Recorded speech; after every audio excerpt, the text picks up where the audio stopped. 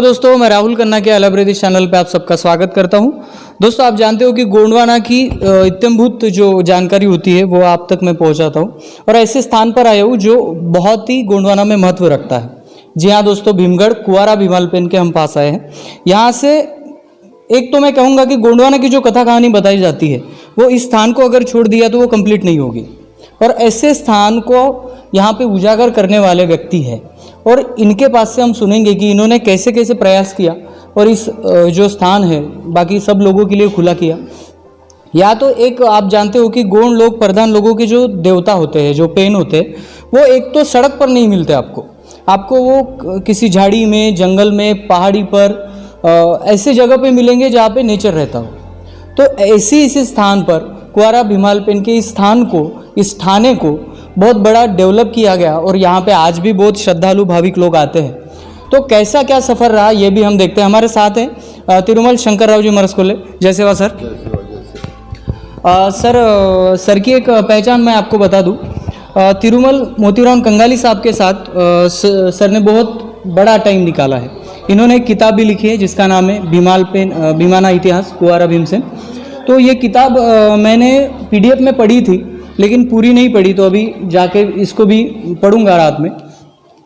तो सर की जो मेहनत है इसमें पूरी दिखाई गई है। सर ने क्या प्रयास किया है, इनका पहले यहाँ पे कैसा मंजर था, इसके बाद सर ने जो पहचान दिलाई है तो ये क्या है ये हम आगे देखेंगे।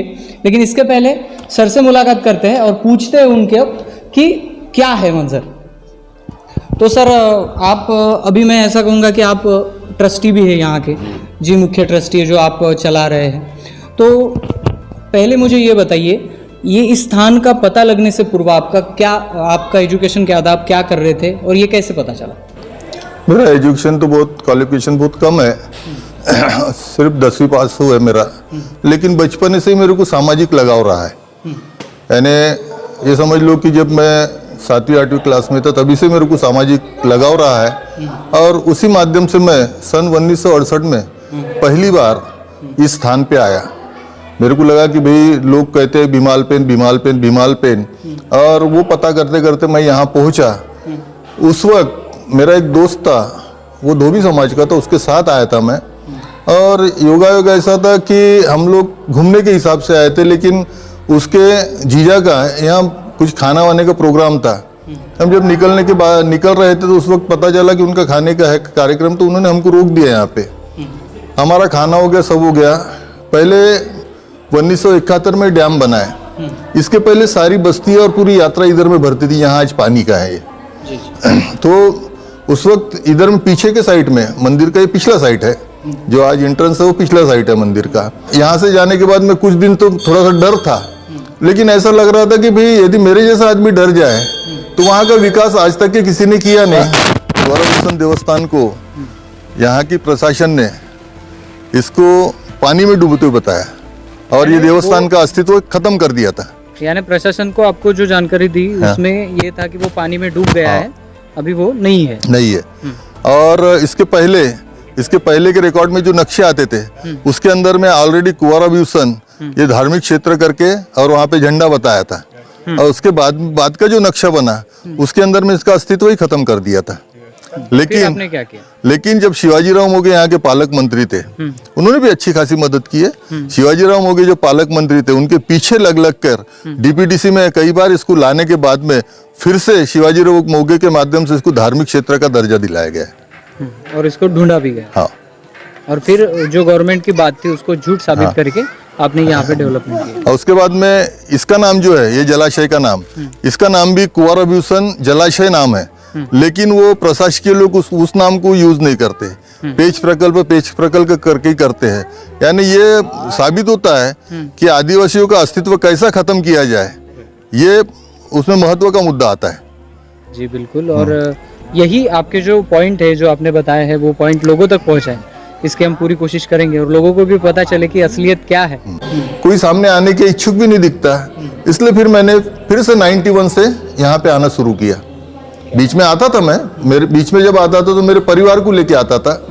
मेरे 2 लड़कियाँ थी और उसके बाद में यहाँ पे मेरी मिसेस, मैं, मेरे दोनों लड़कियाँ, हम लोग एक झाड़ के नीचे अपना डेरा डाल के 2-2, 3-3 दिन पड़े रहते थे। वो इसलिए पढ़े रहते थे कि यहाँ हमारा समाज आता है, उनकी व्यवस्था कैसी होती है, उनकी संस्कृति क्या है। छत्तीसगढ़ मध्य प्रदेश से भी लोग आते हैं, ये सब चीज देखने का एक हमको सौभाग्य प्राप्त होता था उस वक्त। और उस तरह से 91 में मैं कंटिन्यू किया। उस वक्त यहाँ पे जो कार्यकारिणी थी वो कुश्ती समाज के लोग थे। उसमें नारायण कोल्ले थे, सावजी पिपरेवार थे, प्रवीण मेश्राम थे, और 3 लोग जो थे वो हमारे सब अनपढ़ लोग थे। ये सारी व्यवस्था को देखने के बाद में मेरा उत्साह बढ़ते गया कि इतना अच्छे परिसर में हमारा पेन बैठने के बाद में इसका डेवलपमेंट कोई क्यों नहीं कर रहा। इस तरह से मैं इंटरेस्ट मेरा बढ़ते गया।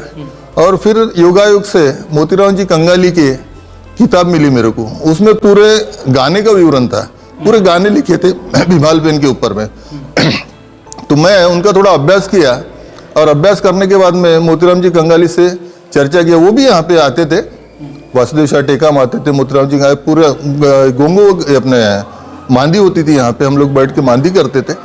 और फिर उन्होंने मेरे को अच्छा मार्गदर्शन किया, और उन्हीं के साथ में मैं भीमाल पेन के जन्म स्थान तक के जाके उधर से पूरी माहिती कलेक्ट करके आने के बाद में, और उनसे भी चर्चा करके एक किताब लिखने की शुरू की कि मामा तुम लिखो बोले किताब, ये तुम ही को लिखना है। फिर मैंने किताब लिखना शुरू किया। मतलब मैं मराठी मीडियम का और हिंदी मीडियम में लिखना है, कुछ नहीं होता बोले तुम लिखना चालू कर दो। और वो मैंने जब लिखना चालू किया और फाइनल होने के बाद में कुछ लोगों को पता है, तो सब लोग करीब जितने लोगों को पता है सबको पसंद आई वो चीज़ें। और इसलिए वो किताब मैंने लिखा, शायद हो सकता मेरे ही नसीब में होगा वो लिखने का, इसलिए मैंने वो लिखा। और आज उसके माध्यम से कई लोगों को, चंद्रपुर, गढ़चिरौली, पांडरकौड़ा, यवतमाल, इधर के लोग नहीं आते थे, लेकिन जब ये किताब उनके तक पहुंची तो ये किताब पहुंचने के बाद में वो लोगों का यहाँ पे आना चालू हो गया। बड़ी श्रद्धा से लोग आने लगे। पहले कुंवारा भीषण बोले तो गोंडों का देव, उसमें भी बाकी के लोगों का या गोंडों का भी ये मनस्थिति थी कि यहाँ पे मुर्गा, बकरा और दारू इस यहाँ तक के एंजॉय करने के लिए आते थे और यहीं तक के सीमित थे। लेकिन जब मेरी उत्सुकता बढ़ी कि नहीं, इसका कहीं तो भी इतिहास छुपा है, और वो मैं जब इतिहास ढूंढा और किताब लिखा, तो आज कुछ प्रमाण में, मैं तो टोटल समाज के लोग नहीं बोलूँगा, लेकिन इस तरह से आज जो ये देख रहे हैं आप, ये सारी चीज़ें आपके सामने मौजूद है। अब रहा सवाल डेवलपमेंट का, डेवलपमेंट के लिए भी बहुत मेहनत किया मैंने। 1994 में 93 में जब देखा कि यहाँ पे किस चीज़ की ज़रूरत है, तो सबसे पहले मैंने ऐसा लगा कि यहाँ पे अपने को लाइट की बहुत आवश्यकता है, क्योंकि लोग 4 बजते थे तब लोग निकलने की सोचते थे, लिमिटेड लोग आते थे, फिर भी वो 4 बजे भागने की कोशिश करते थे। जब मैंने लाइट की व्यवस्था हो जाएंगी तो लोग रुकेंगे। और 1 साल तक की पूरी मेहनत करके उसमें माननीय धर्मराव जी बाबा आतराम, माजी राज्य मंत्री, इनका बहुत बड़ा सहयोग रहा। और जो भी अपन ने काम किए, किसी का डर साथ में रख के काम नहीं किया। अपन ने फॉरेस्ट वालों से लड़े, MSCB वालों से लड़े, और उसमें धर्मराव बाबा आतराम, इनका बहुत ज़बरदस्त योगदान रहा, और उन्होंने हमको मदद करके 1994 में इलेक्ट्रिक लाइन लाए यहाँ पे। तो आपने ये निडर होकर काम किया, तो ये काम करते टाइम जब आपके यहाँ पे जुनून था कि हम भीमाल पेन का प्रचार प्रसार करेंगे क्योंकि यहाँ पे गोंडियन पेन थाना है जो लोगों को पता चलना चाहिए, तब समाज की क्या भूमिका थी? आपके पीछे थे वो? नहीं, समाज के लोगों में आप अब इतना बड़ा चैनल चलाते हैं तो आपको भी इसका अनुभव होगा कि समाज आज भी सोया है, पढ़े लिखे लोग भी सोए हैं। यहाँ पे मैं तो अब आपके माध्यम से बोलना चाहूँगी, जो पढ़े लिखे लोग हैं, जो नौकरी पेशा लोग हैं, इन्होंने सामाजिक कार्य में, ऐसे धार्मिक कार्य में हस्तक्षेप करना चाहिए, लेकिन नहीं करते ये लोग, क्योंकि इनको सिर्फ अपना परिवार, अपने बच्चे, घर में टीवी, मकान, यहाँ तक के ये लोग सीमित है। बड़ी शोकांतिका है हमारे लिए।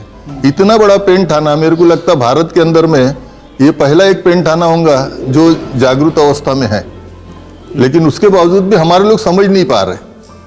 अब आपने अभी बैठे बैठे देखा होगा कि दूसरे समाज के लोग आके यहाँ पे श्रद्धा से ये करते हैं और कलेक्शन देते हैं, वर्गनी देते हैं, लेकिन हमारे समाज का आदमी जो है बहुत इससे आता, मैं सभी लोगों को नहीं बोलूँगा, लेकिन कुछ लोग जो है वो बहुत ही यानी घटिया किस्म की हरकत करते हैं। कुछ लोग जो है हिंदुत्व के लेके हनुमान मंदिर में 5-5, 10,000 का कलेक्शन करते देते हैं, डोनेशन देते हैं। लेकिन हमारे यहाँ पे 50 रुपये 100 रुपये डोनेशन देने के लिए बहुत आगे पीछे देखते लोग। और ये आने वाली जो देनगी आती है आपको, जो शुल्क होता है, तो उसी से आप इसका मैनेजमेंट भी करते हैं? इसका मैनेजमेंट भी करते हैं, बैंक में भी पैसा जमा रखते हैं इसका। हाँ, जब भी ऐसी जरूरत ट्रस्ट के पड़ी, नाम से हाँ, पैसा ट्रस्ट जमा के नाम से already state bank of India Parshivni में खाता है उसका, हाँ। इसके खाते में पैसे जमा करते हैं हम। यानी महीने के महीने आप जाके वहाँ पे जमा करते हो। तो अगर हम इस ठाणे की देखें तो जो भी श्रद्धालु आते हैं, हम नहीं कहेंगे कि 100% आते हैं, लेकिन जो भी आते हैं 25% होंगे, तो आप उनके लिए जब यहाँ पे जत्रा का महोत्सव होता है तब आप क्या करते हैं उनके लिए? कौन कौन सी सुविधाएं देते हैं? सुविधा तो अभी तक मैं बोलूँगा, या आप जैसे लोग जो है इनके सहयोग से यहाँ पे आप देख रहे हैं, संडास बाथरूम की व्यवस्था है, महिलाओं के लिए है, नहाने की व्यवस्था है, इतने बड़े डैम के अंदर में ये घाट बना है, यहाँ पे मास्ट लाइट लगवाए, ये सब अपन शासकीय निधि से लगाए। क्योंकि जो भी आमदार को लाए अपन ने, मंत्रियों को लाए, यहाँ पे खासदार को लाए, इनके ऊपर उनको प्रेशराइज करके अपन ये सब करवाए जी, ये सब अपन ने उनसे करवाए जी। तो यहाँ पे कुछ आरती की जाती है या सुमरन होता है? अभी यहाँ पे जो आरती लिखी है मैंने, वो आरती लिखी है। एक्चुअली यहाँ पे कोई वैसी व्यवस्था नहीं थी, सिर्फ आना भगवान के पास में, पेन के पास में, वहीं पे कपूर जलाना, वहीं पे नारियल फोड़ना, यात्रा के समय में और अदर दिन भी। यात्रा के समय वो इतना धुआं होता था, वो पेन को भी अपने तकलीफ होती होंगी उस वक्त, और वो सब चीज देखने के बाद में मेरे मन को बहुत तकलीफ होती थी, मेरे को बहुत दुख होता था। ये सब मैंने बंद करवाया। लोग दारू तक के लेके आते थे और उनके ऊपर डालते थे, ये सब चीजों को बंदिश किए। बाजे वाले आते थे, सारे बाजे वाले यहाँ पे 4-4, 5-5 बाजे वाले धूम करते थे, और उसके साथ में हमारी जो माँ बहनें रहती थी, पीने खाने वाले लोग रहते थे, छेड़छाड़ होता था। ये सब चीजों को नजर रखते हुए, इस पे नजर रखते हुए, इस चीजों के ऊपर सबके ऊपर हमने बंदी लाए। आज इतनी अच्छी व्यवस्था है, मेरे को समाधान है कि यहाँ पे जो व्यवस्था किया है वो व्यवस्था से आज यहाँ पे साफ सुथरा दिख रहा है आपको। यहाँ पे हमारी माँ बहनें आती है, उनको कोई तरह की तकलीफ नहीं होती। आपने देखा होगा सामने बोर्ड लगा है, शराब पी के अंदर आना मना है। मेरे को यहाँ पे कोई दिखता है शराब पी के, तो मैं वहीं पे रोक देता हूँ उसको, भैया तुम अंदर नहीं आ सकते हो। कई बार लोगों से वादावाद भी होता है, हमारा भगवान तो दारू पीता है और तुम कैसे हमको मना करते हो? तो लिखा है कहाँ, बताओ ना हमको दारू पीता है करके। ये सब चीजों को अभी तक के मैंने प्रयास करते हुए यहाँ तक के लाके छोड़ा हूँ। अब मेरे सामने एक प्रश्न है, मेरी आज उम्र 67 साल की है, 66 साल की है, मेरा बाईपास हो गया है, और कितने दिन जीऊंगा मैं? लेकिन आने वाले समय में यहाँ पे मेरे बाद में क्या होगा, ये प्रश्न हरदम मेरे सामने उपस्थित रहता है। और मैं वो प्रयास में हूँ कि कोई ना कोई मेरे जैसा आए और इसको संभालने का कोशिश करे। इतनी मैं लोगों से विनती कर रहा हूँ, लेकिन लोग मानते नहीं। तो सर हम यहाँ थे कि यहाँ पे आरती आपने लिखी है, तो उसी वजह से आरती होती है। एक पर्याय मर करके, कुछ नहीं था, पर्याय थी। एक धार्मिक भावना लोगों में जागरूक होना चाहिए, क्योंकि हिंदुत्व, हमारे लोगों के बीच में हिंदुत्व बहुत भरा हुआ है, और वहाँ पे आरती की प्रथा है। अब पर्याय करके अपन ने आरती चालू किए, लेकिन वो आरती को अपन सुमरन में कन्वर्ट कर रहे हैं। नहीं, लेकिन क्या होता है कि जब हम पर्याय लेकर लोगों के सामने आते हैं, लेकिन बात यह होती है कि फिर लोग अंदाजा लगाते हैं कि इनमें तो पहले आरती नहीं होती थी, अभी हो रही है, तो फिर इसका मतलब ये है कि ये भी देवस्थान, ये जो पेंट है ना, ये पूरी तरह से हिंदूकरण हो गया इसका, अभी इसमें आना नहीं है। ऐसे भी कुछ लोग सोचते होंगे। तो मेरे ख्याल से अभी समाज को देखो, आपने 91 से जो कोशिश की है, तो आज 25% समाज यहाँ पे आ, यानी आपकी कोशिश जाया नहीं की, बराबर कोशिश कर रहे हैं। तो अगर आप यहाँ से सुमरन शुरू करते हैं, तो हो सकता है आने वाले सालों में लोगों को ये भी अच्छा लगे। ऐसा नहीं है, क्योंकि आरती है संकल्पना, ये गोंडियानों में आती नहीं, और जब तक मैंने जहाँ तक पढ़ा है वो बिल्कुल नहीं आती। तो मुझे बहुत सारे कमेंट आपके वीडियो पे जो मैंने पहले बनाया था, उस पर कमेंट आए कि सर वहाँ पे हमने आरती देखी। तो ये भी सवाल था जो आपसे पूछना था। हिमालयन का जब जिक्र आया यहाँ पे, तो किसी उइकाल राजा था, तो उनकी जो बेटी थी वो आती थी, तो वो स्थल आप मुझे दिखाना चाहेंगे?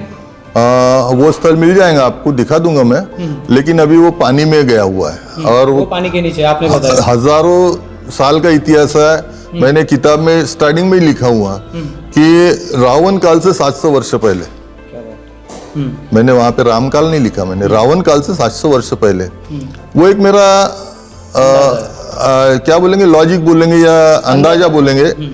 तो जैसे हमारे इतिहासकारों ने हमको बताया कि ये हमारे चौथे धर्मगुरु है और रावण हमारे 12वें धर्मगुरु है, उसका मैंने कैलकुलेशन करके 700 वर्ष का मैंने उसमें वो गैप बताया। जी जी बिल्कुल। और आपने जो अंदाज बताया वो बिल्कुल सही है, क्योंकि हमारे गोंडवाना के कल्चर में जब हम इन लोगों को देखते हैं, मुटवा पांदीपारी कुपारलिंगो, हिरासुका पाटाली, यहाँ पे भीमाल पेनक, तिलकाई, बमलाई, खैरोदाई, काली कंकाली, जंगू रायता, इन सभी के हम जब काल देखते हैं तब ये कहीं ना कहीं आसपास इर्द गिर्द थे। सर आपने बताया था जब हम यहाँ पे आए हैं, जो रानी का महल कहा जाता है, बहुत सारे लोग इसको देखने आते हैं बोटिंग के जरिए, तो आप एक हमें बता सकते हो कि इसकी संक्षिप्त स्टोरी क्या थी, जरा बताइए।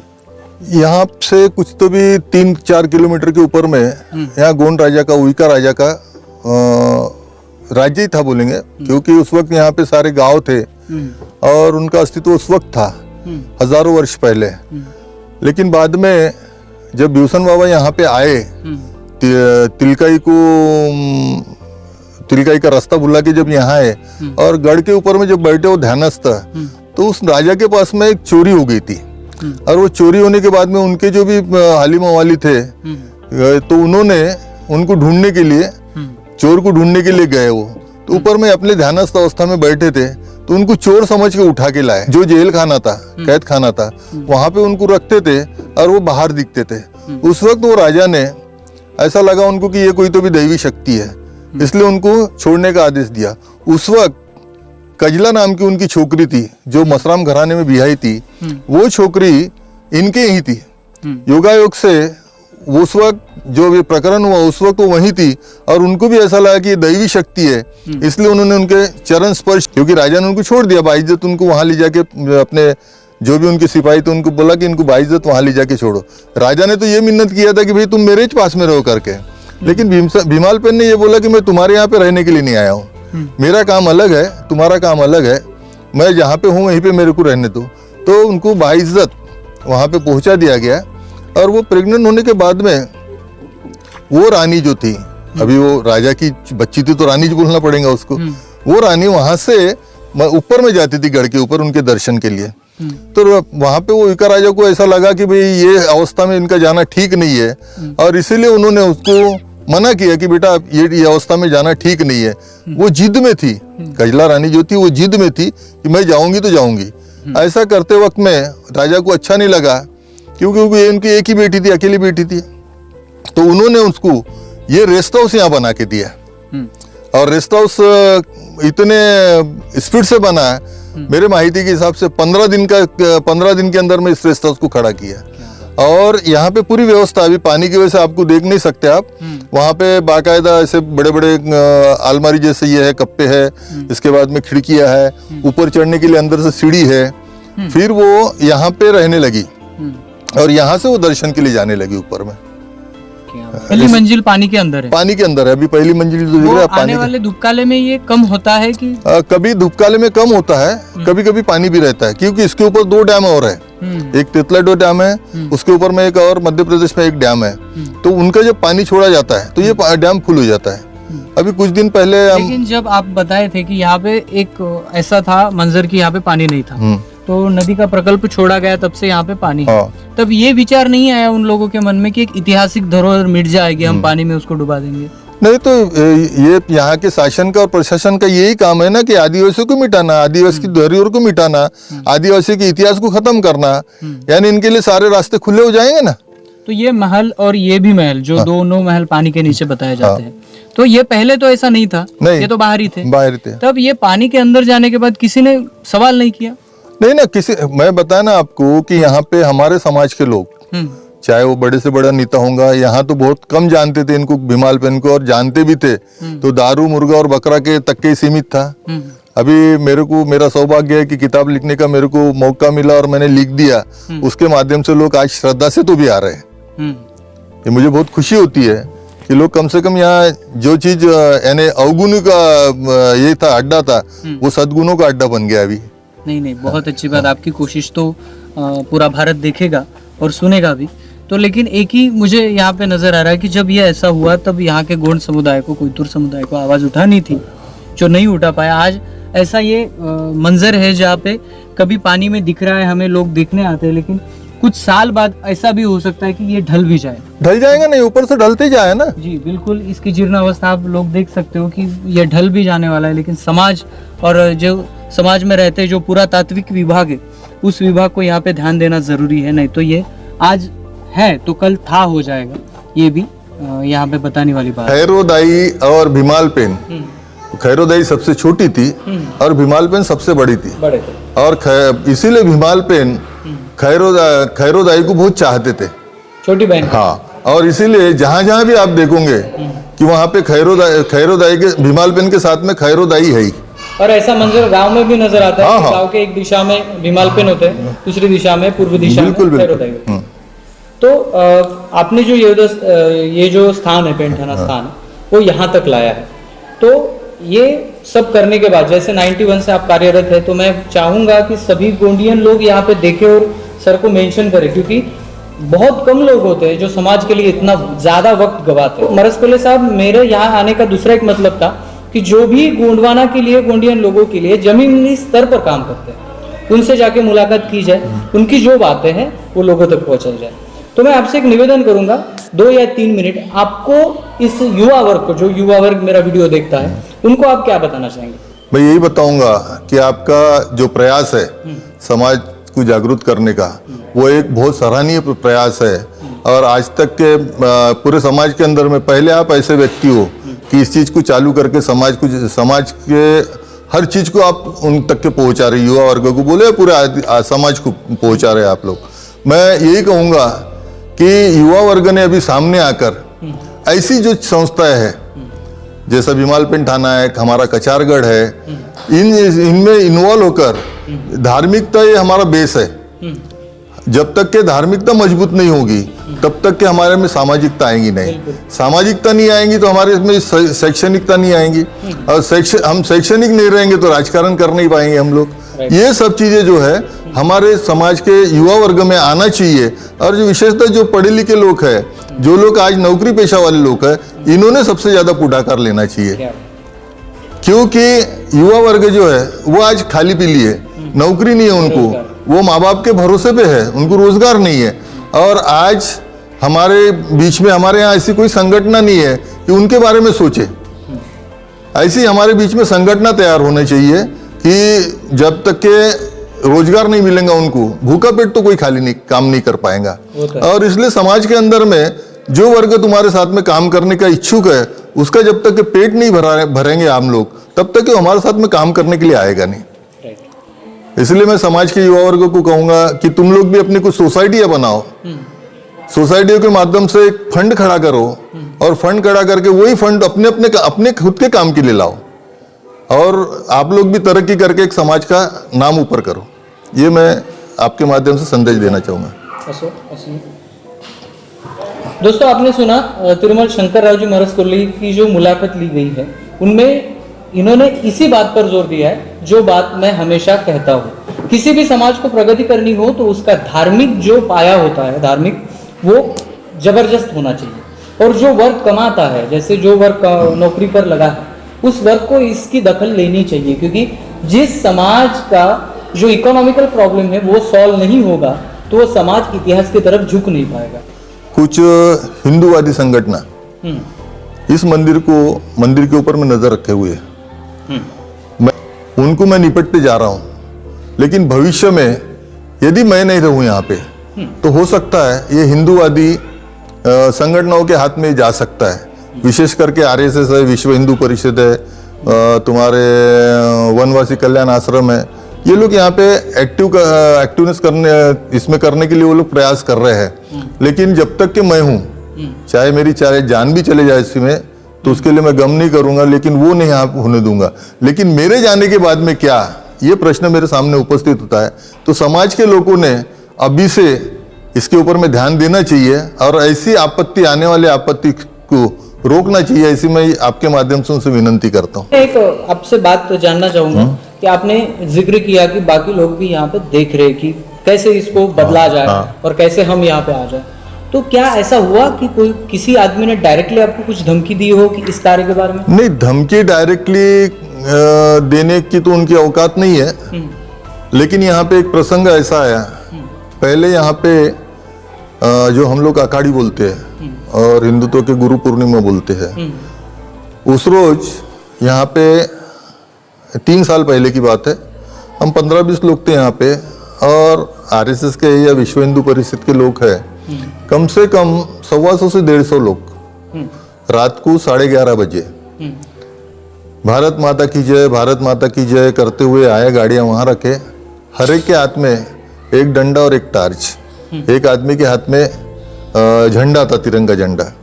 वहां पे सामने में वो जो घाट है जहाँ पे लोग नहाते धोते हैं, वहां पे उन्होंने मीटिंग ली, 4 लोगों को यहाँ पे भेजा गया। वो 4 लोग आए और आने के बाद में मेरे से कुछ लोग पहचानते थे, 2 लोगों ने मेरे से जय सेवा भी लिया और वो चले गए। और उसके बाद में वो सारे लोग ऊपर गए।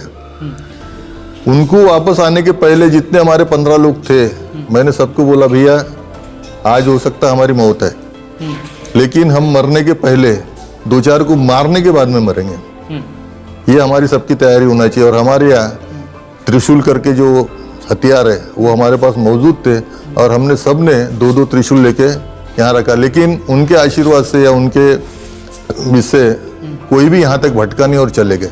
ये काय का प्रतीक है? क्या जरूरत है उनको यहाँ पे आने की, वो भी रात में, और वो भी 1-2 नहीं। किसी से पर्सनली बात नहीं की? नहीं, पर्सनली बात मुझे जैसे कुछ लोग मेरे घर तक भी आए, विश्व हिंदू परिषद वाले, उन्होंने यहाँ पे महाप्रसाद का कार्यक्रम रखने का कार्य किया। 2 साल यानी लास्ट ईयर ही जहाँ वो यात्रा थी 18 में, वहाँ पे कुछ वनवासी कल्याण आश्रम के लोग आए, भाई हम यहाँ लोगों की सेवा करते हैं, हम यहाँ खाना खिलाते हैं, हम लोगों को दवाई करेंगे, तुम्हारी जरूरत क्या है तुम्हारा? बहुत इसमें बड़ा वक्त निकाला यहाँ पे मरस कोले साहब ने और हमें इसकी जानकारी दी, इसके लिए मैं उनका धन्यवाद और उनके जो मड़ावी साहब वगैरह है, ध्रुवे साहब है, इन सभी का धन्यवाद करता हूँ। और दोस्तों वीडियो अगर पसंद आए तो लाइक शेयर कमेंट करो। मिलते हैं अगले वीडियो अगले टॉपिक के साथ, तब तक के लिए जय सेवा, जय जोहार, जय आदिवासी, जय गुणवाना, जय भीम।